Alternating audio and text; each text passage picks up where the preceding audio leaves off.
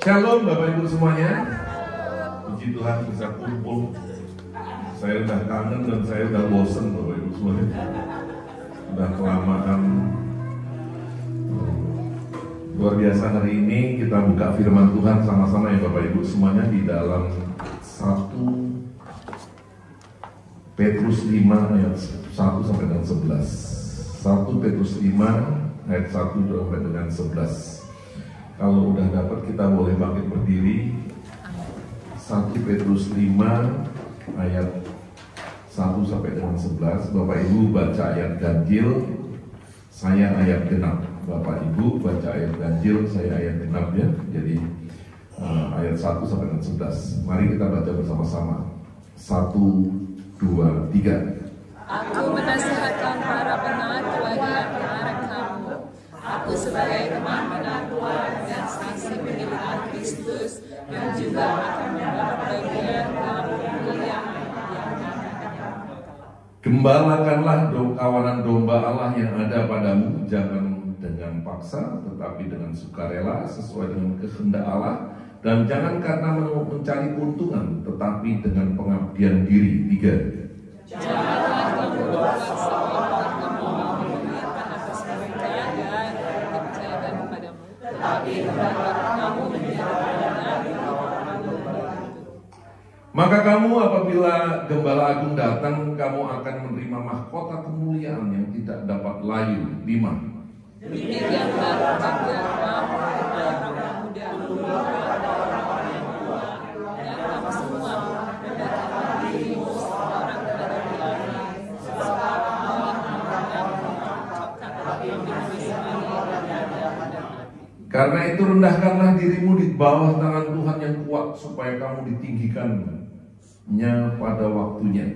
7. Serahkanlah segala kekhawatiran kepadanya, supaya Sadarlah dan berjaga-jagalah, lawanmu si iblis berjalan keliling sama seperti singa yang mengaum-aum dan mencari orang yang dapat ditelannya. 9. lawanlah dia dengan iman yang teguh, sebab kamu tahu bahwa semua orang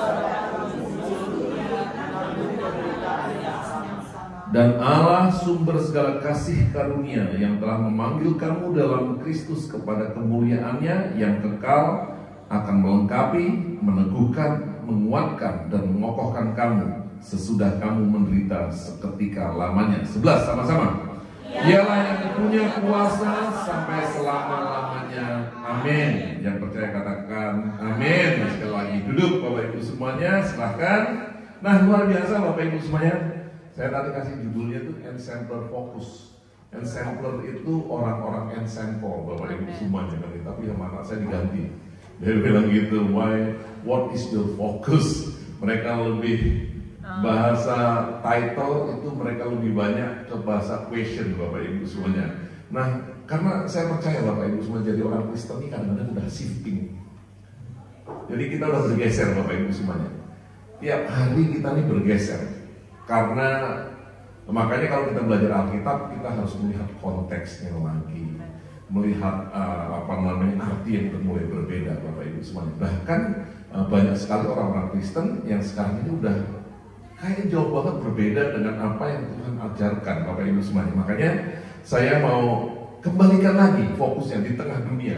Yang membuat kita meleset ini bukan hanya dunia, tapi bahkan gereja sendiri kadang-kadang udah membuat kita shifting terlalu banyak Bapak Ibu semuanya.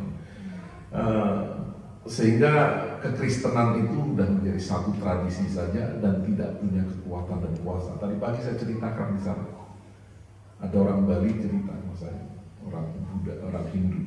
Orang Hindu ini kan lebih, karena dia punya meditasi lebih bisa fokus ya Bapak Ibu semuanya. Jadi dia harus konsentrasi.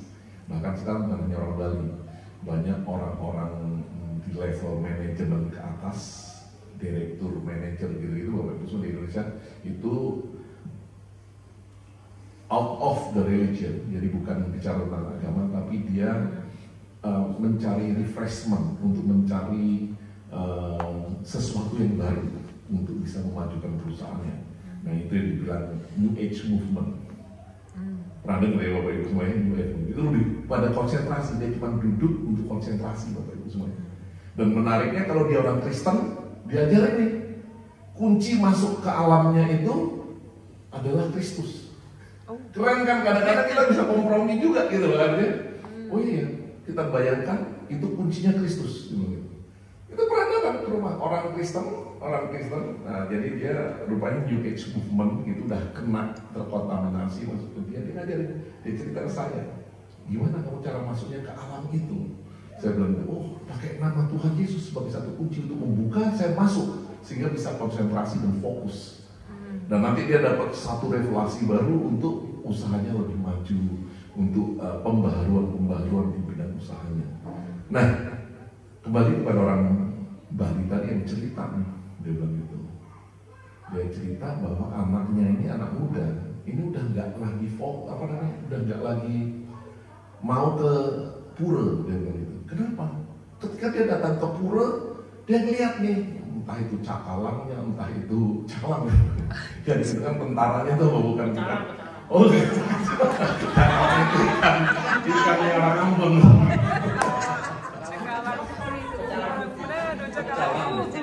Nah, dan itu cerita, saya masuk ke dalam pura, main handphone, yang satu gosip, yang satu ngerumpi. Ya mungkin saya bayangin ini sama dengan gereja, ya kan gitu. Kayak anak kecil ini ngomong ini, udah saya nggak mau lagi dah.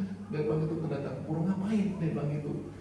Saya datang ke sini cuma isinya orang gosip, orang ngerumpi, orang main gadget. Dia bilang itu. Di gereja untuk apa lagi? Udah nggak ada artinya kita konsentrasi untuk beribadah. Dia bilang gitu kan gitu. Bapaknya bingung. Terus bapaknya ngomong gini, udah, gini aja, boleh kamu nggak mau lagi ke pura lagi. Cuma satu syaratnya. Kamu datang sekali lagi ke pura. Kamu puterin semua pura itu. Dia bilang gitu. Yang ada orang-orang yang lagi ramai. Tapi bawa air 1 gelas penuh. Dia bilang gitu. Dan tidak boleh satu pun dari air itu sampai tumpah. Udah, akhirnya si anak ini ya udahlah, karena dia nggak mau lagi ke pura itu, dia bawa lah. Dia konsentrasi sekali, dia terus jalan, dia coba puterin semua pura sampai airnya memang nggak tumpah. Dia pulang ke rumah, gimana tadi di pura? Dia bilang ya udah, dia bilang gitu. Saya udah lakukan apa yang Bapak perintahkan dan tidak ada satupun yang tumpah. Dia bilang gitu airnya. Oh gitu.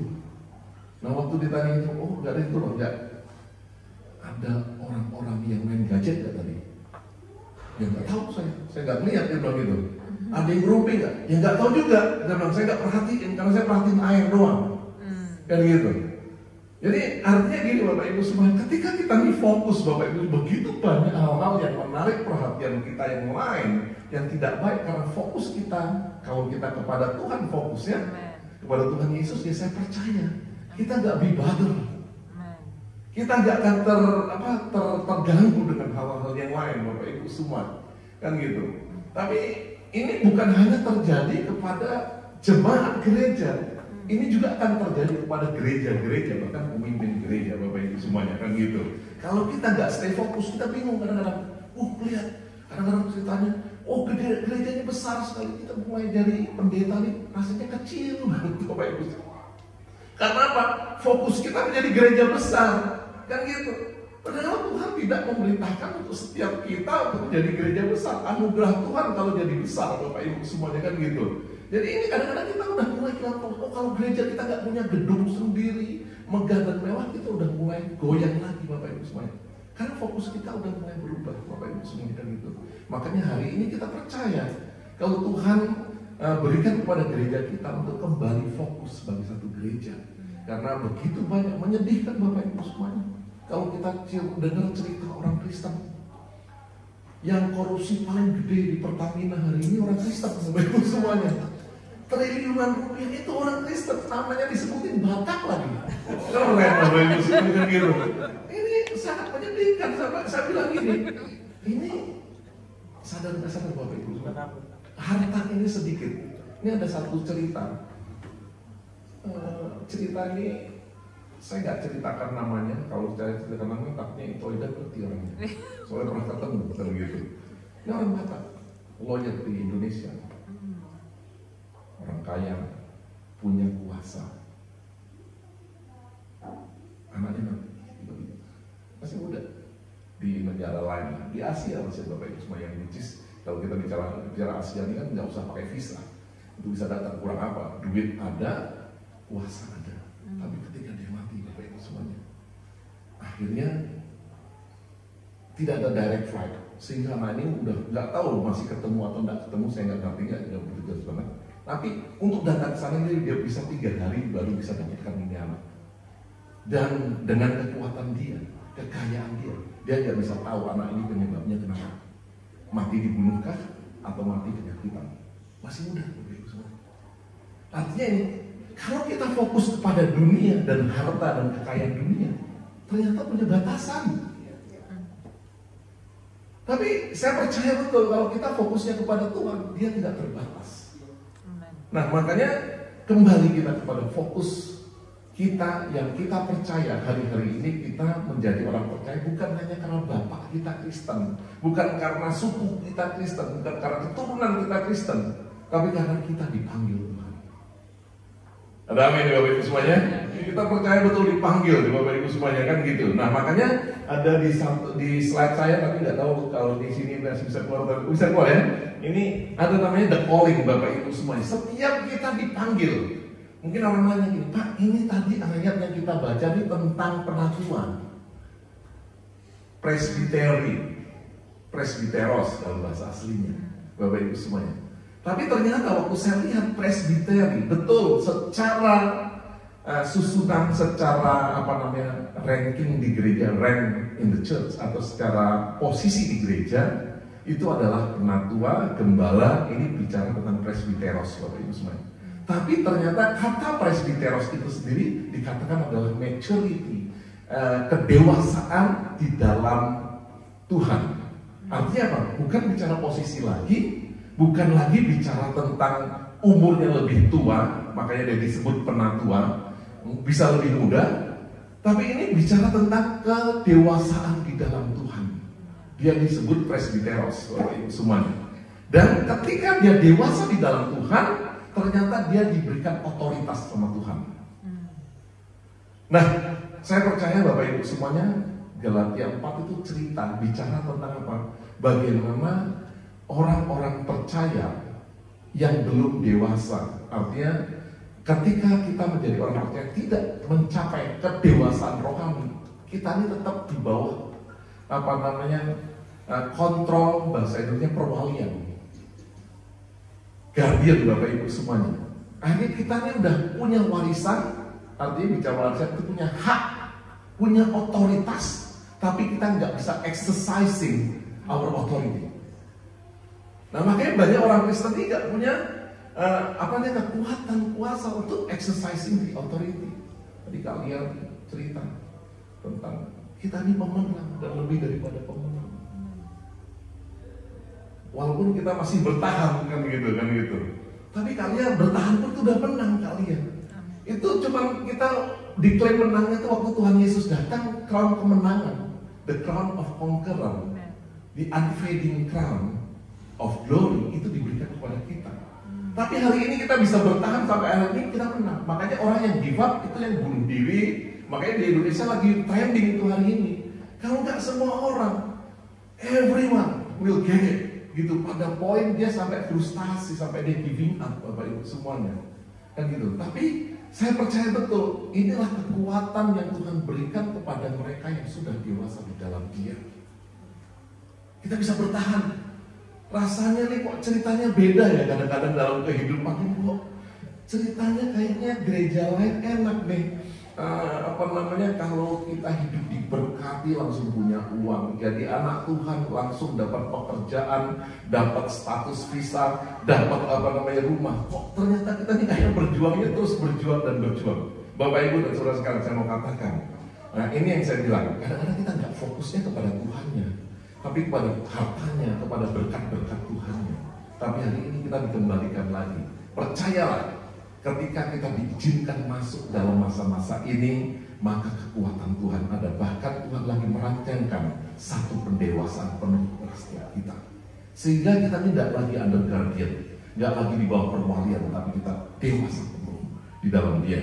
Nah, makanya ini panggilan kita Bapak Ibu semuanya untuk menjadi penatuan. Saya nggak ngerti Bapak Ibu semuanya di mana posisimu untuk jadi penatua. Engkau yang dewasa dan diberikan kuasa, itu yang saya mau katakan penatua. Artinya gini, saya nggak cerita tentang bicara tentang structural di dalam gereja, tapi yang saya ceritakan hari ini, kita ini bisa jadi penatua yang menggembalakan anak-anak kita. Ya tak? Saya bilang tadi sebelumnya, ini sedih kalau dengar orang Kristen yang menjadi koruptor. Kita banyak banget loh, karena orang Kristen tuh pintar-pintar Bapak Ibu. Mereka tuh diberkati, saya pikir hidupnya mereka betul-betul diberkati. Makanya kenapa anak-anak sering saya nanya, Daddy, dia bilang, kenapa ya orang-orang Indonesia yang Kristen-Kristen, ya orang Batak, orang Ambon, Manado, orang Chinese itu lebih kaya-kaya dari orang Jawa juga banyak kan gitu. Dia bilang itu lebih kaya-kaya daripada orang yang non-Kristen, maksudnya yang begitu banyak majority. Saya bilang itu, ya mereka sebenarnya hidupnya diberkati. Tapi pada saat berkat itu diberikan, fokus kita mulai shifting Bapak Ibu semuanya, mulai hilang. Nah makanya saya percaya ini panggilan buat setiap kita, bukan hanya untuk menjadi kaya, tapi ini panggilan buat setiap daripada kita Bapak Ibu supaya untuk menjadi penatua. Artinya gini, dalam kehidupan rumah tangga kita punya anak, kita ini harus menggembalakan anak kita. Karena kata penatua itu adalah gembala Bapak Ibu semuanya. Kita harus menggembalakan mereka. Nah luar biasa, penatua itu ada 3 hal yang Tuhan bilang di sini adalah 1.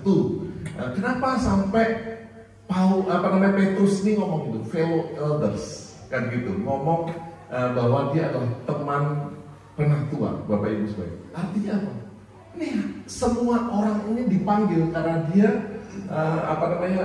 menyebutkan orang-orang percaya pada zaman itu sama-sama diberikan kedewasaan di dalam dia untuk menjadikan mereka itu sama-sama melayani, mereka menggembalakan. Karena saya percaya betul Bapak Ibu semuanya kan, ketika kita kita dewasa di dalam Tuhan, Tuhan memberikan satu tanggung jawab karena Tuhan punya satu purpose dalam kehidupan kita. Kalau enggak, saya percaya jadi orang Kristen akhirnya kita nih cuman hidup untuk diri kita, di tengah jalan kita mati tanpa kita meninggalkan satu legacy, itu kesia-siaan buat saya. Nah makanya ini menjadi satu panggilan. Yang pertama dipanggil adalah menjadi penatua Bapak Ibu semua. Yang kedua dikatakan panggilan penatua ini untuk menjadi saksi Tuhan, witness of suffering. Nah ini yang sering orang kalau bicara tentang kesaksian Bapak Ibu semuanya, selalu orang menyaksikan yang baik-baik. Betul ya Bapak Ibu semuanya? Coba bersaksi dulu. Oh iya Pak, kemarin saya dapat pekerjaan baru, saya udah berdoa, udah doa puasa berhari-hari, akhirnya Tuhan kabulkan kita untuk dapatkan pekerjaan yang baru. Kita berdoa berpuasa, saya dapat jodoh. Berdoa berpuasa, saya di-granted dengan visa. Rasanya enak. Tapi ini fokusnya ke diri kita. Doanya kepada Tuhan, betul. Fokusnya ke kita, betul kan? Dapat rumah baru, pekerjaan baru, semuanya baru. Tapi kalau bicara tentang witness of suffering Bapak Ibu semuanya, kata witness, kata saksi itu bahasa aslinya adalah martir. Dapat ini Bapak Ibu semuanya. Jadi kalau kita menjadi saksinya Tuhan, kata witness, kata saksi itu adalah martir. Kalau kita udah dengar martir, udah gak enak, negatif di sini Bapak Ibu semuanya. Mati untuk Kristen. Betul kan? Mati untuk satu kesaksian. Tidak ada kata witness yang dipakai menjadi saksinya Tuhan, bersaksi untuk Tuhan. Itu selain kata martir yang dipakai Bapak Ibu semuanya. Nah, kata saksi martir, witness of suffering Bapak Ibu, yang disaksikan adalah Tuhan Yesus Kristus dan penderitaannya di atas kayu salib. Ini untuk kita bukan. Ini untuk orang-orang. Makanya gembala, elders itu harus menyaksikan. Artinya menjadi saksi hidup daripada penderitaan Kristus itu. Apa salah satu contohnya Bapak Ibu semua? Kadang-kadang kita kalau marah sama anak di rumah, untuk apa sih kita paksain anak kita berdoa? Untuk apa kita paksain anak kita untuk baca firman? Kadang kita habisin waktu 1 jam, 2 jam. Kalau kita ini udah capek kerja, udah capek beraktivitas di luar sana, lebih enak tidur loh. Ya udah kita tidur, nonton Netflix, kan enak Bapak Ibu semuanya. Mereka kasih Netflix juga, sama-sama enak kan? Gak usah berantem, gak usah argumentasi, gak usah bersih tegang leher. Betul kan? Kita di semua orang tua di sini kan gitu. Enak kan gitu sama-sama. Dia digembalakan sama Netflix, kita juga digembalakan sama Netflix. Sama. Atau kita digembalakan sama YouTube lah, dengan khotbah lah, khotbah yang lucu-lucu kan banyak juga kan digembalakan. YouTube juga kan gitu saat ini Bapak Ibu semuanya. Kalau kita mau ngomong enak, tapi ini yang saya bilang, witness of suffering of Christ itu bicara tentang apa? Kita mau ambil waktu kita enak dengan Netflix-nya, dengan tidurnya, dengan istirahatnya, untuk apa? Tanamkan kepada mereka. Ini untuk kita nggak ada untuk kita, untuk dia, untuk mereka. Ini kesaksian. Betul-betul menjadi satu kesaksian. Tadi saya ceritakan di sini. Satu hari Bapak Ibu semuanya, seorang ibu, wah, dia sama anaknya tuh strict banget. Dia harus olahraga tiap pagi. Anak-anaknya tuh dilatih untuk menjadi perenang nasional, bahkan dikirim ke luar negeri. Dia harus baca Alkitab. Perfect ya Bapak Ibu semuanya. Kalau kita bayangin ini rasanya pinter, sekolah, olahragawan di Australia, duitnya banyak, anak Tuhan lagi. Kita bayangkan ini udah sempurna lah, kan gitu. Tapi si ibu ini cuma striknya doang. Dia cuma striknya doang, buat aturan-aturan di dalam rumah tangga. Kalau dia nggak mau amanin. Tapi anaknya kan tiap Sabtu ada di rumah saya. Karena tiap Sabtu ada di rumah saya, dia ngomong gini. Zaman waktu itu masih kecil-kecil sama anak saya. Mommy always, karena dia single parent, Mommy always force us to read the Bible, to pray. But Mommy sendiri nggak pernah pray dan baca Bible. Bahkan masih ngerokok. Suka minum di rumah. Tapi aturannya strict karena dia nggak mau anaknya seperti dia. Tapi dia nggak pernah jadi saksinya Tuhan dalam penderitaan. Kalau orang suka minum, nggak minum lagi menderita, Bapak Ibu semuanya. Kita menderita karena Kristus. Kan nggak ada untungnya buat dia. Yang untung kan si anaknya. Kalau sampai anak ini diselamatkan, anak ini jadi orang benar, kan yang seneng juga anak ini kan Bapak Ibu semuanya. Nah ini yang saya mau katakan, kita menjadi penatua, menjadi elders, itu harus menjadi saksi penderitaan Kristus. Yang fokusnya bukan diri kita. Tadi saya bilang tadi, banyak kesaksian yang fokusnya kita. Kita dapatkan A, B, C, D. Kalau ini fokusnya orang lain, kita menyaksikan, menjadi saksi hidup, menjadi pelaku firman. Sama seperti Kristus. Dia harus turun ke dunia untuk apa? Keselamatan kita. Ada untungnya buat Tuhan Yesus? Tidak ada. Kita yang untung Bapak Ibu semuanya. Tapi ini dan kesaksian witness of suffering Bapak Ibu semuanya. Nah yang ketiga, ketika kita jadi gembala, jadi dimanapun, saya bilang ini kapasitasnya. Ibu yang dewasa dalam rohani diberikan otoritas kepada dari Tuhan karena kedewasaannya untuk membentuk. Tanpa otoritas, tanpa kuasa dan kekuatan Tuhan, tidak mampu kita membentuk seorang anak Bapak Ibu semuanya. Tidak mampu. Kenapa? Anak sama kita cuma berapa jam? 8 jam dipotong tidur. Lebih. 12 jam dipotong tidur, 4 jam. Kan gitu. Dia di luar sana Bapak Ibu semuanya. Di sekolahan dari mulai jam 9 sampai jam 3 sore Bapak Ibu semuanya. Apa yang ditanam di luar sana kita nggak pernah ngerti Bapak Ibu semuanya. Apa yang ditanam di rumah kita cuma 4 jam. Nah makanya ini yang kadang-kadang kalau kita sebagai ibu tidak menjadi penatua tadi, tidak menjadi presbiteros tadi Bapak Ibu semuanya, akhirnya anak-anak kita dapati bertumbuh liar. Nah ini saya nggak bicara tentang konteks gereja dulu, jemaat pun sama bisa bertumbuh liar Bapak Ibu semuanya. Nah makanya saya percaya betul setiap daripada kita memang betul-betul mendapat satu panggilan, yaitu menjadi penatua. Sehingga Petrus tadi katakan teman penatua bukan hanya satu, tapi kita percaya penatua ada di gereja, dan penatua ada di dalam rumah tangga kita, dan penatua ada di dalam pekerjaan, di dalam komunitas di mana kita ditempatkan. Ini kita bisa, dan tugas penatua nanti ada Bapak Ibu semuanya di slide kedua, dan yang terakhir daripada panggilan penatua itu menjadi partaker in glory.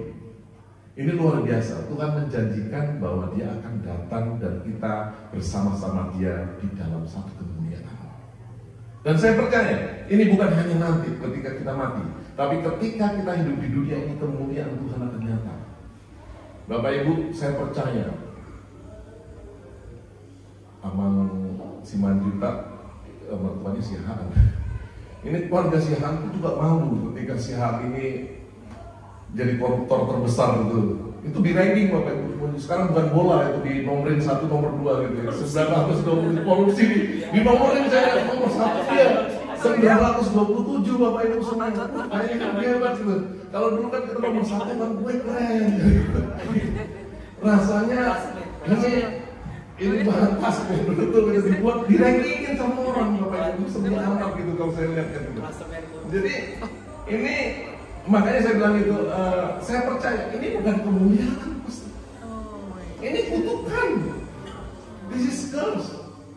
Ketika kita dulu dengar Angelina Sondag, wih pintar, seorang yang cantik, pintar, itu luar biasa, bisa kampanye, akhirnya sampai masuk ke dalam DPRD dan lain sebagainya kan gitu.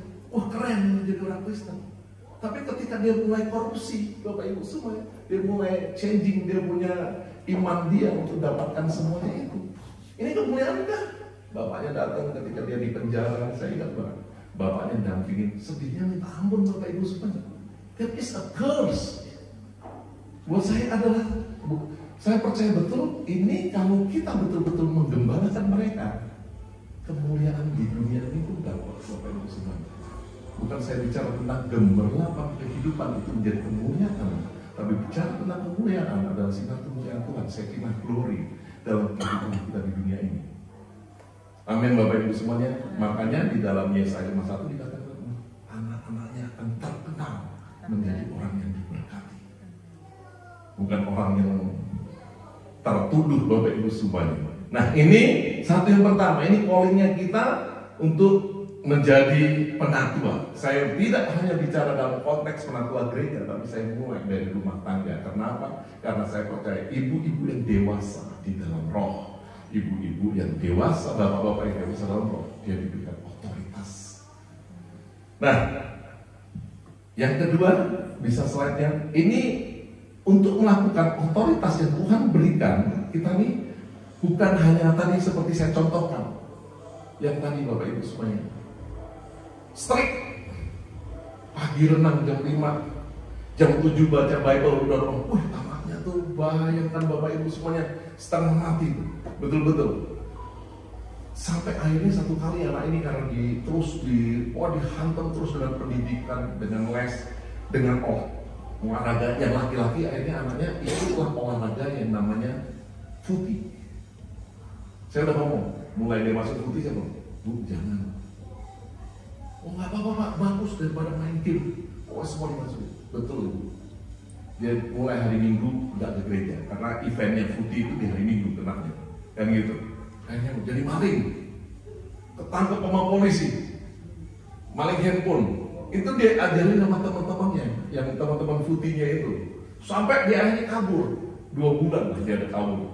Saya di flashback ini baru saja ketemu orangnya, saya diundang makan malam, dia cerita sama saya, Pak masih ingat nggak Pak? Dia sendiri cerita bagaimana anaknya, tapi ibu ini puji Tuhan, hari ini itu luar biasa. Dia ingat kembali, saya betul, saya hanya memerintahkan anak-anak saya untuk membaca firman, beribadah, berdoa, tapi saya sendiri nggak jalanin. Makanya ini untuk jadi gembala ini harus jadi eksemptor Bapak Ibu semua, jadi teladan. Jadi contoh praktek. Karena saya percaya betul gitu. Ketika kita jadi teladan, ini kan korban Bapak Ibu semuanya. Ketika kita lakukan, kalau gembala zaman dulu itu ada di depan Bapak Ibu semuanya. Dia kasih contoh, dia kasih teladan. Dia yang berjalan di depan. Kalau ada musuh, ada singa, ada yang membahayakan, dia menghadapi dulu. Dan dia berikan satu contoh Bapak Ibu semuanya. Tapi gembala sekarang di belakang. Jadi kalau ada apa-apa di depan tuh domba-dombanya dia kabur. Saya bisa bayangkan Bapak Ibu semuanya kan gitu. Nah ini si ibu ini ngomong gitu waktu flashback kemarin kita ketemuan, dia ngomong, saya jadi keinget yang Bapak katakan dan apa yang saya lakukan. Saya hanya memerintahkan apa yang Bapak katakan, anak-anak ini berdoa untuk baca firman, tapi saya sendiri malas Pak. Jamannya malas, dia masih ngerokok, dia ceritain, dia masih bir, bahkan dia sampai ngoplos bir sendiri Bapak Ibu supaya bukan hanya ngoplos Pertalite. Dia ngoplos bir sendiri Bapak Ibu supaya dia buat bir, dia bawa ke rumah saya bir, calon suaminya atau suami keduanya gitu, bawa bir ke rumah saya. Nah ini harus jadi betul-betul jadi teladan Bapak Ibu, karena saya bilang tadi, ketika kita jadi teladan, ini korban waktu, korban perasaan. Korban ini menyenangkan hati Tuhan. Sakit Bapak Ibu semua jadi teladan ini. Tapi korban ini, apa yang kita lakukan, Tuhan udah gak minta korban kambing ini Bapak Ibu semua. Karena udah digenapkan Tuhan Yesus Kristus. Tapi roh Tuhan Yesus itu memampukan kita untuk apa? Dapat melakukan, menjadikan kita teladan di dalam penggembalaan. Ini sakit Bapak Ibu semua, gak enak. Betul-betul gak enak Bapak Ibu semua. Makanya jadi pendeta nih, jadi pendeta itu paling gak enak. Kenapa? Gak punya teman. Udah unek-uneknya banyak, tapi gak ada tempat curhat Bapak Ibu semua. Kemarin Kak Lia ikut meeting pendeta-pendeta di sini kan. Jadi ada yang mengusulkan, coba kita buat nanti untuk acara apa? Untuk curhat sesama pendeta. Kan nggak mungkin kita curhat sama jemaat. Saya bilang curhatnya sama Tuhan. Kan gitu. Karena ternyata kan Bapak Ibu semua, karena korban kadang-kadang sebagai kita manusia, kita juga kadang-kadang berpikir kan batasan kekuatan kita ada Bapak Ibu semuanya. Tapi saya percaya ketika kita betul-betul mampu karena Tuhan dan dimampukan karena Tuhan, maka apa yang kita lakukan ini menjadi persembahan yang berkenan di hadapan Tuhan. Ketika ini menjadi persembahan yang berkenan, ini membawa kuasa Tuhan. Perkenanan korban yang berkenan karena Tuhan. Karena Tuhan Yesus memampukan, maka ini membawa kuasa dalam kehidupan kita. Banyak hal yang kita perlukan Bapak Ibu supaya kita nggak mampu untuk ngawasi anak kita 100%. Kita hanya bisa planted, menanamkan. Kita tanamin firman. Gak ngerti itu si setan di luar buat nanamin alam-alam. Tapi kita mau nanam, kita mau nyiangi, kita mau nyiramin Bapak Ibu semua, sehingga firman itu bertumbuh dalam kehidupan anak-anak itu Bapak Ibu semuanya. Nah ini yang kita betul-betul perlukan di dalam kehidupan kita yang lakukan. Dan apa yang kita lakukan menjadi satu korban yang berkenan dan membawa kuasa Tuhan. Kita bicara tentang perkenanan Tuhan, itu kuasa Tuhan yang melindungi anak-anak kita Bapak Ibu semuanya. Nah ini saya percaya banyak daripada kita kadang-kadang kalau kita mulai, ini kalau saya bicara kayak di gereja, kadang-kadang ini saya tekankan di situ, ini elders, ini penatua, itu bicara tentang penggembalaan, kita membimbing mereka, kita memimpin mereka, kita melindungi mereka. Kalau di sini dikatakan ini di Alkitabnya, shepherd itu elders itu shepherding, guiding, and protecting the flock of God. Jadi dia betul-betul menggembalakan Bapak Ibu semuanya domba-dombanya Tuhan. Tapi kadang-kadang kita percaya, kita lupa. Yang kita gembalakan itu domba-domba kita sendiri. Nah, sama dengan gereja ya Bapak Ibu semuanya kan gitu. Nah, saya percaya betul kalau kita dititipkan anak hari ini, kalian dititipin 2 anak hari ini sama oma sama ini kan. Ini anak-anak Tuhan. Kalian ketitipan karena kasih karunia Tuhan. Mungkin bagi kalian, wah ini cukup berat dan gitu. Tapi saya percaya Tuhan pilih kita. Kalau kita sebagai gembala, sebagai gereja hari ini dititipkan jemaat sebanyak ini, saya percaya ini jemaatnya Tuhan. Makanya ini bahasa yang dipakai itu the flock of God, bukan gembala, bukan dombanya kita Bapak Ibu semuanya. Artinya apa? Kalau ini punya Tuhan, ya kita lakukan sesuai dengan kehendak Tuhan. Nah makanya di sini dikatakan kita melakukan penggembalaan ini, baik itu di rumah, di pekerjaan, ini tidak dengan paksaan. Kan banyak banget kita dengan aturan yang kita buat sendiri, kita memaksakan Bapak Ibu semuanya. Di rumah pun sama, kita punya aturan tapi kita gak bisa paksakan. Dia akan salah sekali, salah 2 kali, salah 3 kali. Istri saya sering nanya gitu, Ini kita buat aturan, anak-anak pulang ke rumah jam 10. Dia udah miss out 1 kali, miss out 2 kali, miss out 3 kali. Terus dia bilang, sampai kapan? Udah kuncinya kita sembunyikan aja. Saya bilang, kita ingatkan, kita marahin, kita tegur, kita kasih tahu. Sampai kapan? Sampai selama-lamanya. Selama dia masih dipercayakan Tuhan di tangan kita. Karena ini adalah dombanya Tuhan. Ini korban, Bapak Ibu semuanya. Saya percaya yang kita lakukan ini korban yang menyerahkan hati Tuhan. Makanya kita tidak boleh dengan paksaan, tapi dengan satu kerelaan. Willingness, Bapak Ibu semuanya. Karena apa? Itu yang menjadi kehendak Tuhan. Ketika kita dipercayakan, kita dibentuk Tuhan juga. Kan gitu. Bukan hanya Tuhan membentuk orang lain, tapi diri kita sendiri diri kita dibentuk oleh Tuhan. Nah, yang berikutnya dikatakan itu not sinful gain. Karena banyak orang yang dipercayakan Tuhan, Bapak Ibu semuanya, dengan domba-dombanya ngambil keuntungan. Kita punya anak, kita pikir ini investasi. Ntar kalau aku tua aku diurusin gitu. Betul Bapak Ibu semuanya? Kalau udah tua aku diurusin, anakku sekolah bagus, dia berhasil jadi orang kaya, ntar aku diurusin, hidupku nggak susah. Bapak Ibu semuanya, betul. Kalau kita berharap demikian, you will fail, total fail. Saya mau katakan, gereja juga sama. Kalau gereja ini besar, pendetanya bisa pakai helmet dari warna persembahan gereja. Sama, ini dibilang jangan sampai sinful gain, dikatakan keuntungan yang memalukan.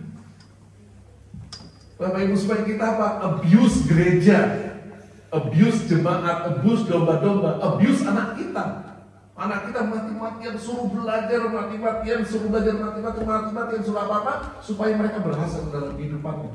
Berhasil dalam arti kata apa? Punya uang banyak bahasanya. Nah ini abuse Bapak Ibu semuanya. Saya percaya kalau mereka ditanamkan, seberapa banyak kita tanamkan mereka untuk bisa jadi pintar, jadi hebat di dunia. Tapi seberapa banyak kita tanamkan mereka firman Tuhan. Tapi kalau kita tanamkan firman Tuhan, kita tanamkan kasihnya Tuhan dalam hidup mereka, baliknya kasih. Gak usah di-expect, saya mau katakan, gak usah kita harapkan mereka akan pelihara kita. Mereka rela untuk memelihara kita, karena mereka juga akan menjadi saksi penderitaan Kristus tadi. Nah ini, tapi kita lakukan eagerly, kita lakukan tidak dengan dominan, tidak dengan bosi bahasanya, tapi kita lakukan sebagai contoh, be an example, Bapak Ibu, menjadi satu teladan. Nah ini makanya saya senang Bapak Ibu semuanya kalau saya ini datang ke Malang kemarin, ya gereja kita Malang ini kecil, orang-orangnya tuh pelukis, senimannya banyak, pelukis, terus kayak orang yang desain baju gitu, isinya, tapi mereka orang marginal semuanya. Tapi ketika kita kesana, Bapak Ibu semuanya, saya senang bantu bersama-sama dengan mereka. Bahkan saya ajarkan gembalanya, mari setup, kita susun bangku sama-sama, kita masih bisa setup alat musik sama-sama. Kebetulan memang alat musik kita sharing dengan gereja JKI, Bapak Ibu semuanya. Jangan duduk dan bosi. Ini yang jadi komplain Bapak Ibu semuanya. Akhirnya ada jemaat yang komplain, minta meeting dengan saya. Dia bilang, Pak, ini gembalanya bosi banget. Jemaatnya baru 15-17 orang, 20 orang. Dia udah gak mau kerjain apa-apa, dia duduk. Tapi memang sebenarnya bukan bosi. Ini yang karena si gembalanya ini kayak introvert, Bapak Ibu semuanya.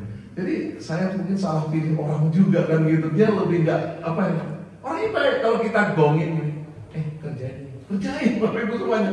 Tapi kalau nggak kita gongin, ya dia diem aja di luar, bahkan lagi acara apa di luar sana. Tapi ini saya percaya ini bukan hanya untuk jadi untuk gembala di dalam gereja, tapi dimanapun kita ditempatkan Tuhan, kita jadi teladan dulu Bapak Ibu semuanya.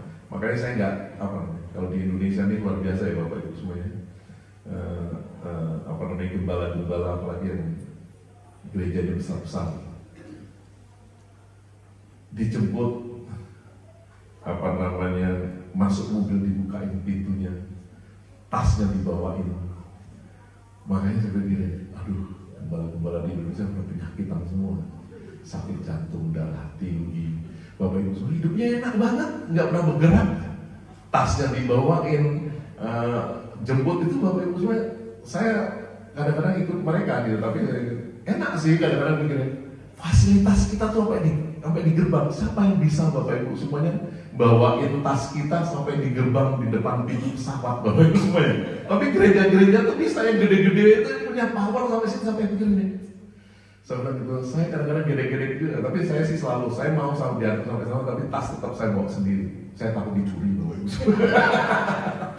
Enggak bercanda. Tapi maksudnya luar biasa. Tapi ini Bapak Ibu semuanya. Tapi apakah itu menjadi satu teladan gitu Bapak Ibu semuanya? Ini pertanyaan kita. Karena saya percaya kita berjalan di depan untuk menjadi teladan. Amin Bapak Ibu semuanya. Dan apa yang Tuhan janjikan tadi Bapak Ibu semuanya tidak akan pernah gagal kepada kita. Jangan berpikir kita capek. Saya percaya kita akan dapatkan joy Bapak Ibu semuanya. Karena next slide-nya firman Tuhan tadi katakan bahwa kita akan dapatkan yang dinamakan mahkota kemuliaan. Dalam bahasa aslinya the conqueror crown. Tadi yang dibilang sama kalian, itu adalah mahkota yang tidak akan pernah luntur. Itu mahkota kemenangan. Saya kemarin di Italia, saya lihat, saya masuk ke Vatikan, museum. Namanya mahkota itu benar-benar keren Bapak Ibu semuanya.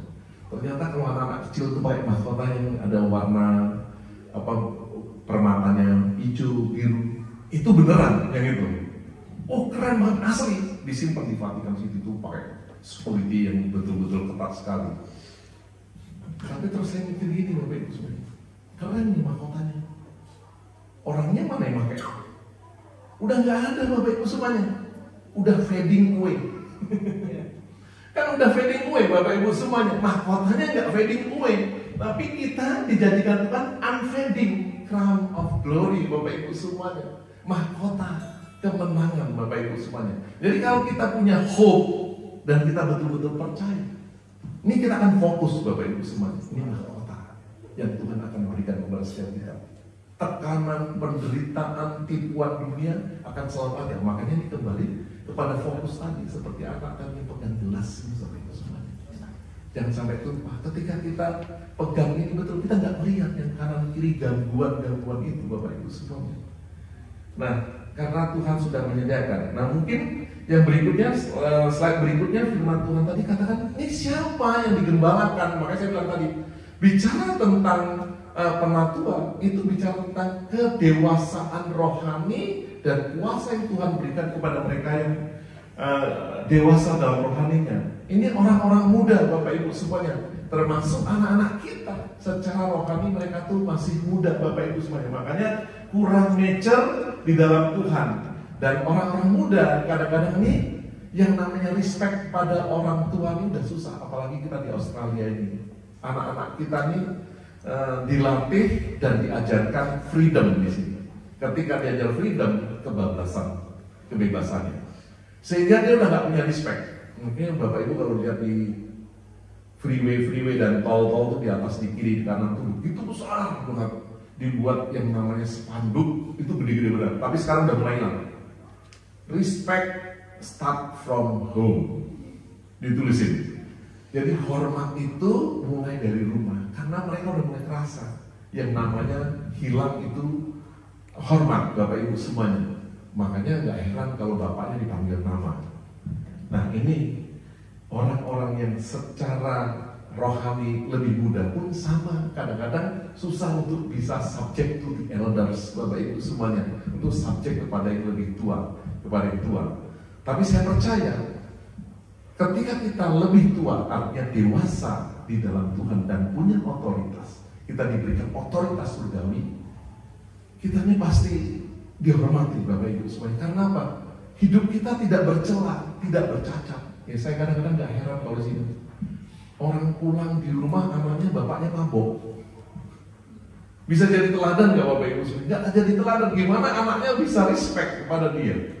Anaknya mabok-mabokan Bapak Ibu semuanya kan gitu. Makanya tadi untuk exercising itu oversight tadi Bapak Ibu semuanya, kita harus betul-betul menjadi be an example Bapak Ibu semuanya, menjadi satu teladan sehingga orang-orang muda ini bisa betul-betul menghormati, bisa respect kepada eldersnya Bapak Ibu semuanya. Demikian juga di gereja.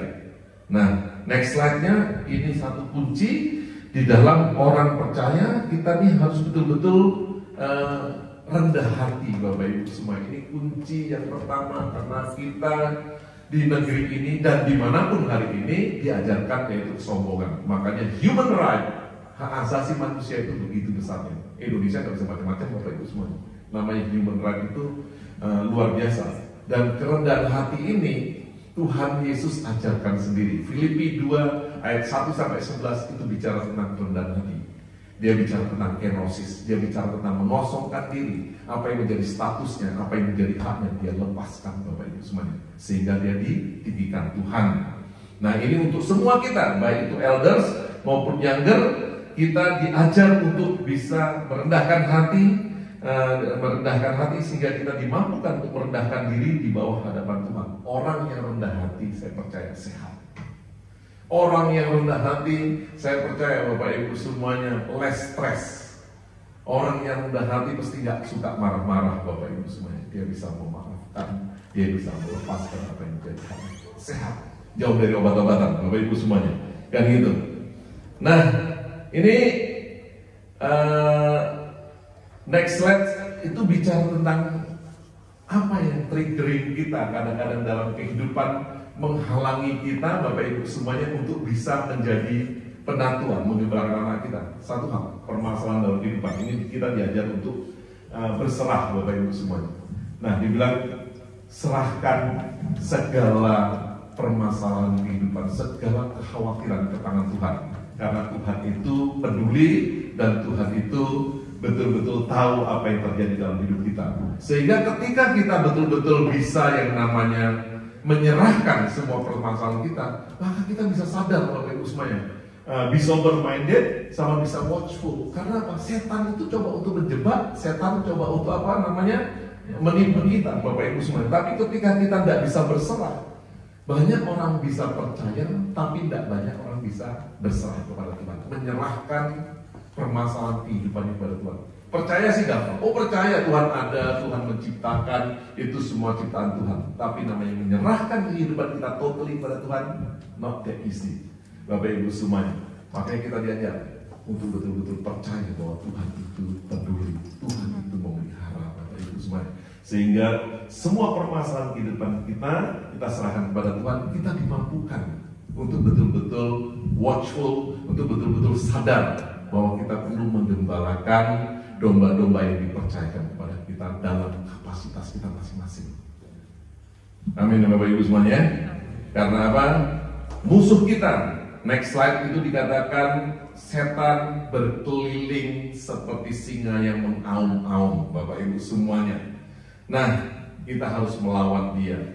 Kunci di dalam melawan dia itu hanya dua. Satu yaitu iman yang teguh. Yang kedua, kita betul-betul menyadari bahwa setiap orang percaya di dunia ini pasti mengalami yang namanya penderitaan karena Kristus. Makanya kalau kita ngajarkan di gereja hanya prosperity gospel, hanya kemakmuran, akhirnya orang kecewa sama Tuhan. Banyak orang melihat mana sih mujizat Tuhan, mana kuasa Tuhan. Bapak Ibu dan saudara sekalian, banyak daripada kita yang nggak tahu apa yang terjadi kepada orang-orang yang kayaknya dia punya semua, kayaknya dia hebat sekali, tapi di dalamnya kita nggak ada yang tahu Bapak Ibu semuanya. Yang tahu hanya dia dan Tuhan Bapak Ibu semuanya. Makanya kalau kita lengkapi diri kita bahwa setiap orang Kristen hidup di dunia yang sudah jatuh dalam dosa pasti mengalami yang namanya penderitaan, entah itu physically atau mentally. Tapi kalau kita mau enaknya saja jadi orang Kristen untuk terima berkat tiket ke surga, percaya Bapak Ibu semuanya, kita akan give up, kita akan fail. Tapi kita harus karena setan memang udah planet untuk merencanakan yang demikian. Dia coba untuk menipu kita, coba untuk untuk menjebak kita sehingga kita jatuh Bapak Ibu semuanya. Bahkan banyak sekali hari ini gereja gembala, pendeta Bapak Ibu jatuh ke dalam dosa, jatuh akhirnya ketika mereka sudah besar, bukan waktu kecil Bapak Ibu semuanya, ketika mereka sudah besar. Karena ya itu tadi kita bilang tipuan daripada si setan. Yang terakhir, Tuhan itu adalah Tuhan yang penuh dengan kasih karunia Bapak Ibu semuanya. Dia akan melengkapi kita. Jadi ketika kita berjalan untuk menggembalakan domba-dombanya yang dipercayakan kepada kita, percayalah, dia melengkapi kita. He will restore us. Dia akan meneguhkan kita, dia akan menguatkan kita, bahkan dia akan mengokohkan setiap kita. Kenapa sampai 4 kali kata-kata ini diulang, kata yang sama, yaitu restore, comfort, strengthen, and establish. Karena Tuhan tahu setiap kita berjalan di dunia ini pasti akan goyah. Banyak sekali yang akan menekan dalam kehidupan kita. Nah, makanya saya percaya Bapak Ibu dan Saudara sekalian, setiap daripada kita yang betul-betul percaya bahwa engkau dipanggil, ini menjadi kekuatan setiap daripada kita untuk berjalan di dunia. Terakhir, summary-nya, jadilah engkau gembala kepada domba-domba yang dipercayakan Tuhan kepadamu. Tidak harus ada di gereja, ada di dalam rumah tangga, ada di dalam pekerjaan, ada di dalam komunitas, ada di dalam pelayanan, ada di dalam gereja kita, Bapak Ibu semuanya. Tetap sederhana, tetap rendah hati, Bapak Ibu semuanya. Dan betul-betul percaya sehingga kita be surrender, kita bisa berserah total. Dan akhirnya kita bisa be watchful, berjaga-jaga, dan menjadikan kita anak-anak Tuhan, be godly, Bapak Ibu semuanya. Kita dalam kehidupan ini menjadi orang-orang yang saleh, dan saya percaya ini menjadi satu fokus sehingga kita berjalan sampai pada akhir dan kita terima yang namanya crown of glory. Kita terima yang namanya mahkota kemuliaan ketika dia datang dan memerintah bersama-sama dengan dia. Mari kita berdoa. Terima kasih ya Tuhan, hamba-Mu percaya, hamba-Mu sudah sampaikan apa yang menjadi pesan Tuhan kepada setiap kami. Tuhan tuh tahun 2025 kami bersama-sama berjalan dengan kekuatan Tuhan untuk berfokus menjadi alatnya Tuhan, menjadi gembalanya Tuhan kepada banyak jiwa-jiwa. Tuhan, ada orang-orang di sekitar kami, baik dalam rumah tangga kami, dalam pekerjaan kami, dalam pelayanan kami, maupun di dalam kehidupan kami sehari-hari. Tuhan, kami percaya mereka butuh Tuhan, mereka butuh digembalakan, mereka butuh disetrika Tuhan. Dan Kau telah memanggil kami untuk menjadi gembalanya Tuhan. Dan kami hari ini Tuhan percaya, kami mau melakukan. Kami nggak tahu bagaimana caranya, tapi kami percaya Tuhan akan memperlengkapi kami. Tuhan akan meneguhkan, mengokohkan, dan menguatkan setiap daripada kami, sehingga kami akan keluar menyelesaikan garis akhir daripada pertandingan yang sudah Tuhan persiapkan di dalam kehidupan, dan kami menang. Mahkota kemenangan, mahkota kemuliaan Tuhan siapkan kepada setiap daripada kami. Walaupun kadang-kadang kami bingung, Tuhan, begitu banyak hal-hal yang tidak jelas, tapi terang Tuhan menerangi setiap daripada kami. Kami terima firman-Mu hari ini, dan kami siap untuk menerima perjamuan kudus dan pengurapan. Hamba-Mu percaya Tuhan, setiap daripada kami dimantrekan dengan perjamuan kudus dan juga pengurapan, sehingga Roh Kudus menguatkan, menerangi, bahkan memampukan setiap daripada kami untuk berjalan menjadi pemenang. Di dalam nama Tuhan Yesus Kristus, kami yang percaya dan kami yang menerima, katakan amin.